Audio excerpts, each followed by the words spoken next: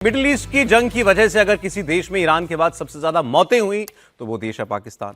अब आसिम मुनीर ने कल शिया धर्मगुरुओं को बुलाकर उनके साथ मुलाकात की और इनको उसने चेतावनी भी दी।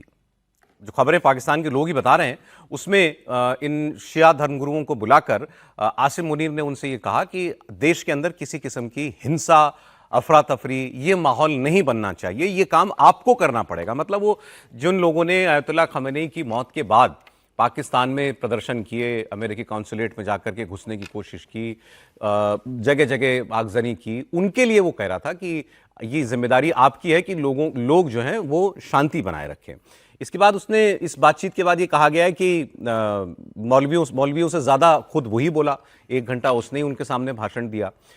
बात पाकिस्तान के लोग ये कर रहे हैं, क्या इसका मतलब शियाओं को पाकिस्तान में शांत रखने की कवायद इसलिए है कि ईरान की लड़ाई में पाकिस्तान को अब जाना पड़ेगा, चाहे सऊदी की मदद से, चाहे अमेरिका के दबाव में, जो भी हो, लेकिन क्या ईरान के खिलाफ वो कोई फौजी कार्रवाई करने को मजबूर हो रहा है? इस बैठक के बाद ये सवाल उठ गए हैं। आप देखिए वहां के लोग इस बैठक के बारे में क्या बता रहे हैं। इसके अंदर की खबर मैंने निकाली है और बड़ी इंटरेस्टिंग खबर है। 1 घंटे तक फील्ड मार्शल साहब बोलते रहे और मौलवियों को बोलने का मौका ही नहीं मिला। पहले तो आप ये देख लें कि ये मौलवी कौन थे। ये वही सारे शिया मौलवी हैं जिनसे पहले मुलाकात की थी मोहसिन नकवी ने, और इन्हें दरबारी मौलवियों के तौर पे देखा जाता है। कुछ मौलवियों को बुलाने की बड़ी कोशिश की गई। मैं उनके नाम इसलिए नहीं लूंगा कि उनके लिए पाकिस्तान में बहुत मुश्किलात पैदा हो जाएंगी। पहले ही उनके लिए बहुत मुश्किल है और बड़ा दबाव उन पर डाला गया कि वो आर्मी चीफ को मुलाकात करने के लिए आए। जो मेरी इत्तला है उसके मुताबिक फील्ड मार्शल ही बोलकर गए और बड़े गुस्से में बोलकर गए, और लुब्बे लुबाब उनकी गुफ्तगू का ये है कि मुझे पाकिस्तान में तुम लोगों की तरफ से कोई टेंशन नहीं चाहिए, हम जो मर्जी करें, बाहर दुनिया में जो मर्जी होता रहे, यहां पाकिस्तान में कोई ड्रामा नहीं चाहिए। और मौलवियों को काफी सख्त बातें सुननी पड़ी फील्ड मार्शल आसिम मुनीर साहब से। अब आप पहले यही सोचिए कितना अजीबोगरीब है ये सब कुछ, कितना अनयूजुअल है। कहां होता है कि एक आर्मी चीफ वो एक कुछ धर्म गुरुओं को, वो भी एक सेक्ट के उसमें भी शिया सुन्नी कर दिया उसने, उनको बुला करके उनसे मीटिंग कर रहा है। मतलब वो कोई मैसेज देना चाह रहा है। सर क्या मतलब समझे आप इस मुलाकात का?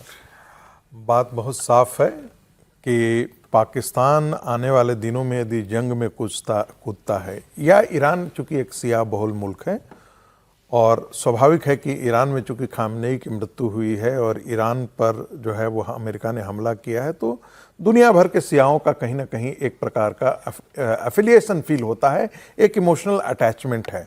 और स्वाभाविक तौर पर वो नाराज हैं, वो पाकिस्तान से नाराज, वो उन सारे लोगों से नाराज हैं जो अमेरिका के साथ इस जंग में ईरान के खिलाफ खड़े हैं। जी, स्वाभाविक है कि पाकिस्तान, आपने देखा होगा कि भारत के सड़कों पर भी, चाहे वो कश्मीर हो, चाहे वो कलकत्ता हो, चाहे वो लखनऊ हो, सारे जगह सिया मुसलमान भी सड़कों पर उतर करके इसका प्रोटेस्ट करने आए हैं और अमेरिका के लिए जो है वो उनके खिलाफ दुआएं मांग रहे हैं।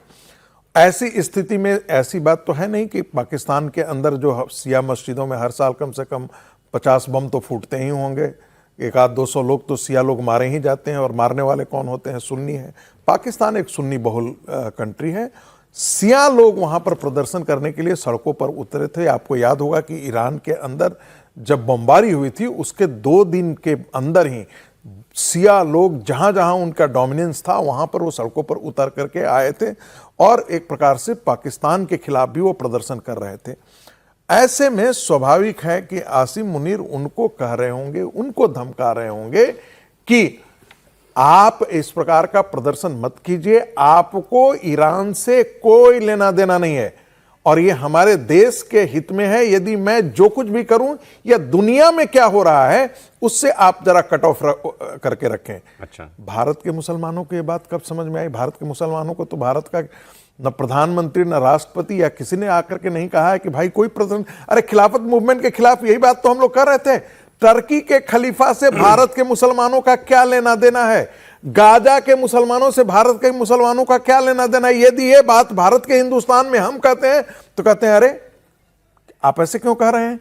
पाकिस्तान जो एक मुस्लिम कंट्री है, इस्लामिक रिपब्लिक है, वो उसका जो है वो आसिफ मुनीर कह रहा है, वहां के मौलानाओं को बुला करके धमका रहा है और कह रहा है तुमको ईरान के कोई लेना देना नहीं होना चाहिए। और तुम यदि फसाद करोगे तो हम कड़ी कार्रवाई करेंगे। अब देखिए दूसरी चिंता पाकिस्तान की, ये बार बार वहां के लोगों की बातों में दिखाई देती है।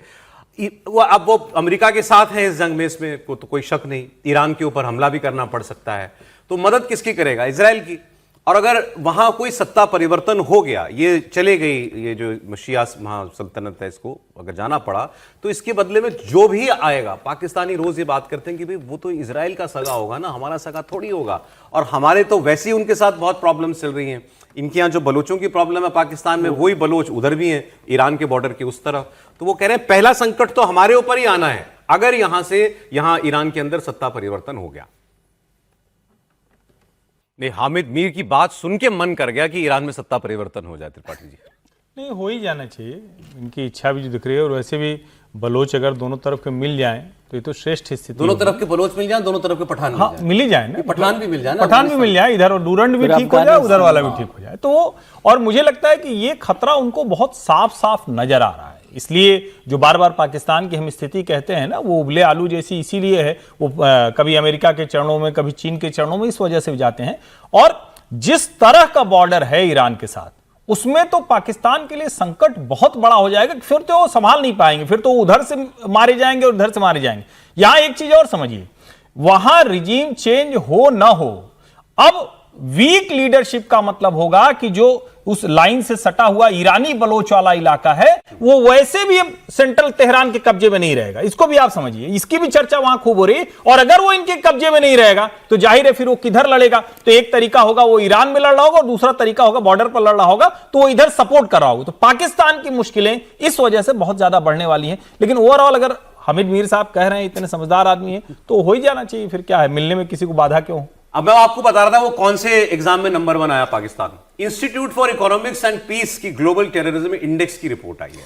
इस ग्लोबल टेररिज्म इंडेक्स में आतंकवाद से प्रभावित देशों में पाकिस्तान नंबर 1 पर है। पाकिस्तान इसको ऐसे पेश करेगा कि हम तो देखिए विक्टिम है। वो विक्टिम वहां हो क्यों रहा है, उसका जिम्मेदार भी पाकिस्तान है। इससे पहले टॉप पर कौन सा देश था ग्लोबल टेरर इंडेक्स में? Burkina Faso. गूगल कीजिए कहां पे है। पाकिस्तान तो सबको पता है, पाकिस्तान नंबर 1 पे आ गया। पिछले 12 बार से पाकिस्तान हर बार इस लिस्ट में टॉप 10 पर रहा, पहली बार टॉप किया।